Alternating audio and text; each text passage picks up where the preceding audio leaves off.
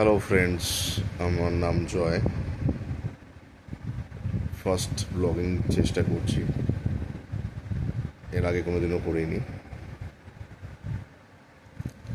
আজকে ব্লগটার বিষয় হচ্ছে ক্রমশ প্রকাশ্য বলছি তোমাদেরকে। আজকে সকালে কাজে বেরিয়েছিলাম, তো হাঁটতে হাঁটতে রাস্তায় একটা গিফট শপের ওপরে গিয়ে চোখটা পড়ে। গিফট শপে পার্টিকুলারলি ডিসপ্লে রেখে কিছু পুতুলের সেট ছিল। সেই পুতুলগুলোকে দেখে আমি জাস্ট ইগনোর করতে পারলাম না, না এগিয়ে যেতে পারলাম দোকানটা থেকে। কিছুক্ষণ দাঁড়ালাম, তাকিয়ে থাকলাম।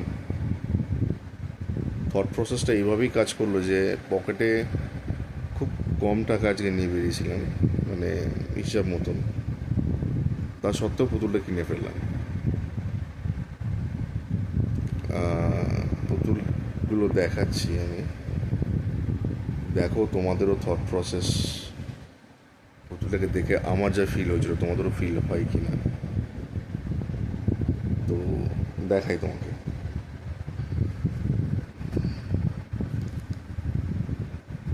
এই হলো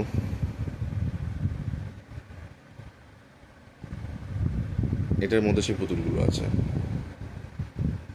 এটা সেই বক্স। এবার পুতুলগুলো তোমাদের দেখাচ্ছি আমি এক এক করে।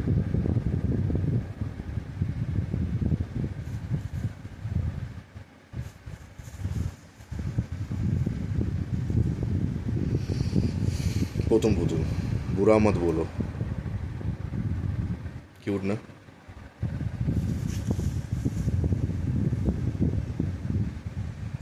দ্বিতীয় পুতুল, বুড়া মত শোনো।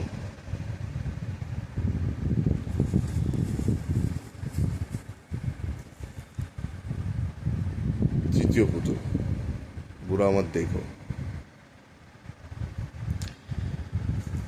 এই তিনটের সঙ্গে তো আমরা অবগত, গান্ধীজির বাণী, বুড়া মত বলো, বুড়া মত শোনো, বুড়া মত কহো, বুড়া মত দেখো।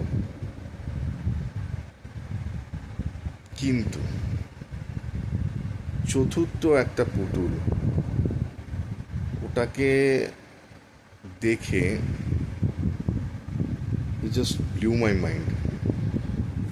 মানে মানে আপনাকে ভাবনা চিন্তা করতে বাধ্য করলো পুতুলটা।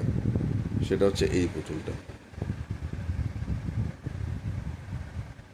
ভাবনা চিন্তা। বুড়া মত সোচো,